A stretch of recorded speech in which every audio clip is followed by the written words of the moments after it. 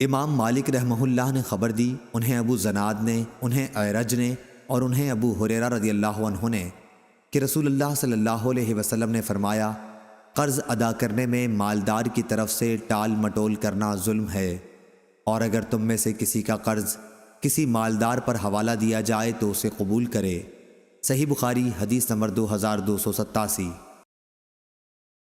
سفیان ثوری نے بیان کیا، ان سے ابن ذکوان نے، ان سے اعرج نے اور ان سے ابو ہریرہ رضی اللہ عنہ نے کہ نبی کریم صلی اللہ علیہ وسلم نے فرمایا، مالدار کی طرف سے قرض ادا کرنے میں ٹال مٹول کرنا ظلم ہے، اور اگر کسی کا قرض کسی مالدار کے حوالے کیا جائے تو وہ اسے قبول کرے۔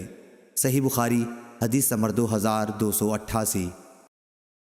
یزید بن ابی عبید نے بیان کیا، ان سے سلمہ بن عقور رضی اللہ عنہ نے کہ ہم نبی کریم صلی اللہ علیہ وسلم کی خدمت میں موجود تھے کہ ایک جنازہ لایا گیا۔ لوگوں نے آپ صلی اللہ علیہ وسلم سے عرض کیا کہ اس کی نماز پڑھا دیجئے۔ اس پر آپ صلی اللہ علیہ وسلم نے پوچھا، کیا اس پر کوئی قرض ہے؟ لوگوں نے بتایا کہ نہیں، کوئی قرض نہیں ہے۔ آپ نے دریافت فرمایا کہ میت نے کچھ مال بھی چھوڑا ہے؟ لوگوں نے عرض کیا، کوئی مال بھی نہیں چھوڑا۔ آپ صلی اللہ علیہ وسلم نے ان کی نماز جنازہ پڑھائی۔ اس کے بعد ایک دوسرا جنازہ لایا گیا۔ لوگوں نے عرض کیا، یا رسول اللہ، آپ ان کی نماز جنازہ پڑھا دیجئے۔ حضرت صلی اللہ علیہ وسلم نے دریافت فرمایا، کسی کا قرض بھی میت پر ہے؟ عرض کیا گیا کہ ہے۔ پھر آپ نے دریافت فرمایا، کچھ مال بھی چھوڑا ہے؟ لوگوں نے کہا کہ 3 دینار چھوڑے ہیں۔ آپ نے ان کی بھی نماز جنازہ پڑھائی۔ پھر تیسرا جنازہ لایا گیا۔ لوگوں نے آپ کی خدمت میں عرض کیا کہ اس کی نماز پڑھا دیجئے۔ حضرت صلی اللہ علیہ وسلم نے ان کے متعلق بھی وہی دریافت فرمایا، کیا کوئی مال ترکہ چھوڑا ہے؟ لوگوں نے کہا کہ نہیں۔ آپ نے دریافت فرمایا، اور اس پر کسی کا قرض بھی ہے؟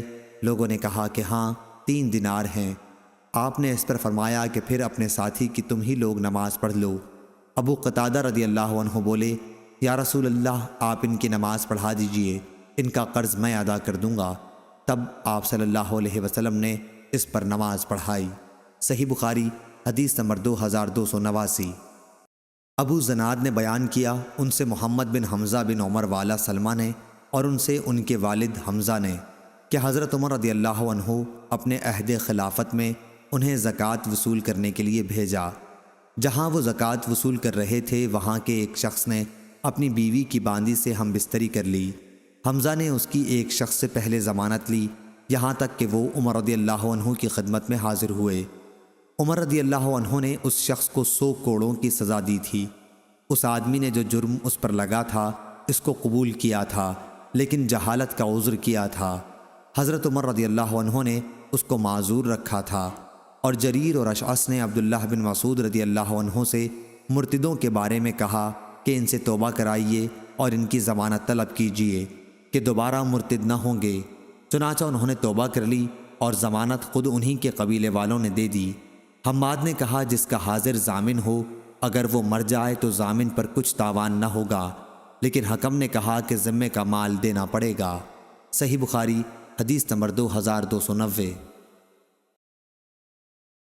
لیث نے بیان کیا، ان سے جعفر بن ربیعہ نے، ان سے عبد الرحمن بن ہرمز نے اور ان سے ابو ہریرہ رضی اللہ عنہ نے کہ رسول اللہ صلی اللہ علیہ وسلم نے بنی اسرائیل کے ایک شخص کا ذکر فرمایا کہ انہوں نے بنی اسرائیل کے ایک دوسرے آدمی سے 1000 دینار قرض مانگے۔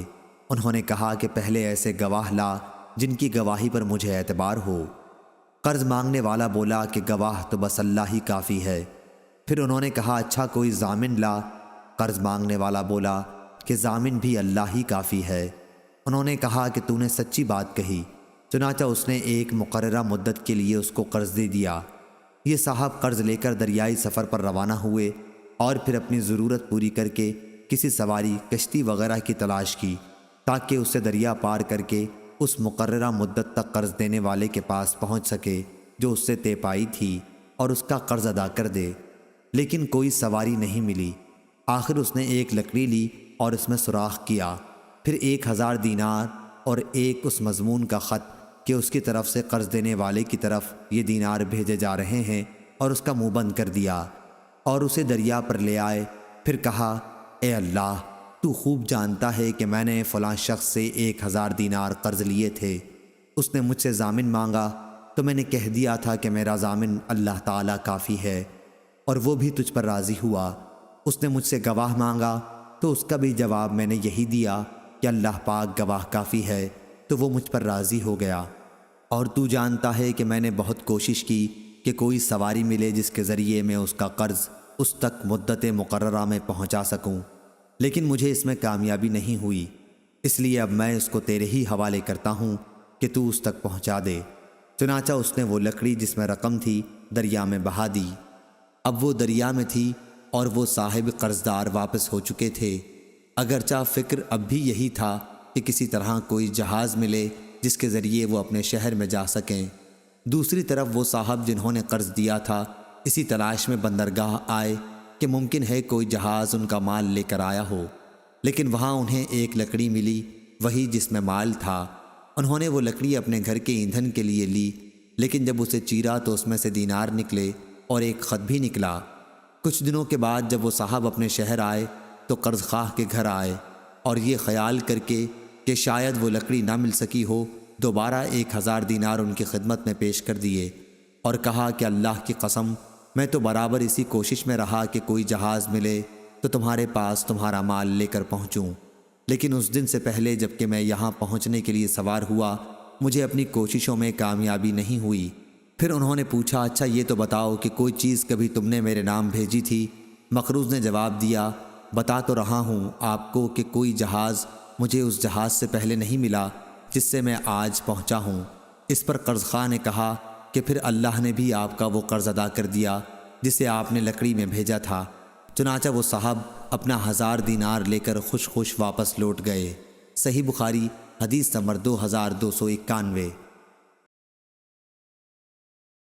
ابو اسامہ نے بیان کیا، ان سے ادریس نے، ان سے طلحہ بن مصرف نے، ان سے سعید بن جبیر نے، اور ان سے ابن عباس رضی اللہ عنہ نے کہ قرآن مجید کی آیت لِكُلٍّ جَعَلْنَا مَوَالِيَ کے متعلق ابن عباس رضی اللہ عنہ نے فرمایا کہ موالی کے معنی ورثے کے ہیں۔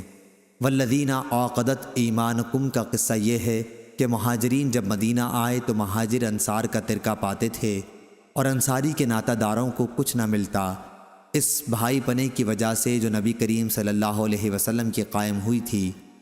پھر جب آیت وَلِكُلِّ جَعَلْنَا مَوَالِيَ نازل ہوئی تو پہلی آیت وَالَّذِينَ عَقَدَتْ ایمانکم منسوخ ہو گئی، سوا امداد، تعاون اور خیرخواہی کے۔ البتہ میراث کا حکم جو انصار و مہاجرین کے درمیان مواخات کی وجہ سے تھا وہ منسوخ ہو گیا، اور وصیت جتنی چاہے کی جا سکتی ہے، جیسی اور شخصوں کے لیے بھی ہو سکتی ہے، تہائی ترکے میں سے وصیت کی جا سکتی ہے جس کا نفاذ کیا جائے گا۔ صحیح بخاری حدیث نمبر 2292۔ اسماعیل بن جعفر نے بیان کیا، ان سے حمید نے اور ان سے انس رضی اللہ عنہ نے کہ جب عبد الرحمن بن عوف رضی اللہ عنہ ہمارے یہاں آئے تھے تو رسول اللہ صلی اللہ علیہ وسلم نے ان کا بھائی چارہ سعد بن ربی رضی اللہ عنہ سے کرایا تھا۔ صحیح بخاری حدیث نمبر 2293۔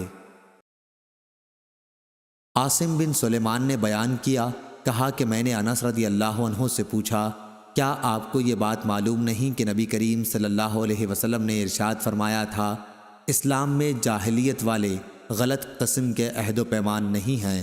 تو انہوں نے کہا کہ نبی کریم صلی اللہ علیہ وسلم نے خود انصار اور قریش کے درمیان میرے گھر میں عہد و پیمان کرایا تھا۔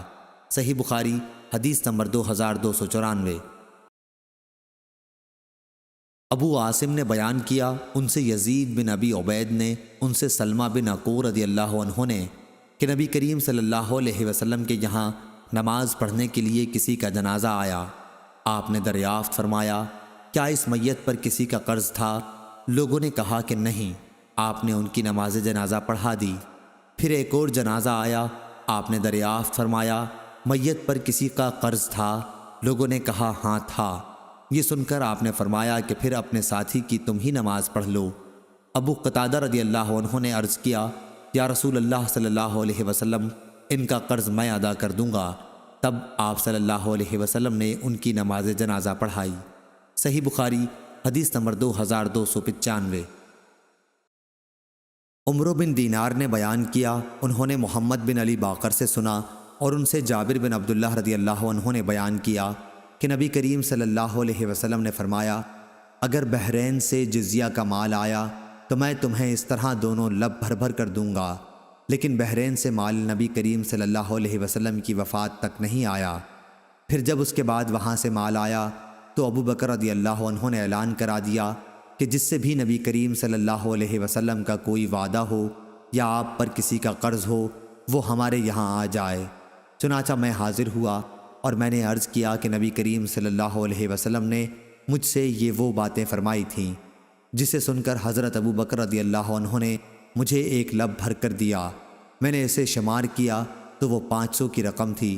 پھر فرمایا کہ اس کی دگنا اور لے لو۔ صحیح بخاری حدیث نمبر 2296۔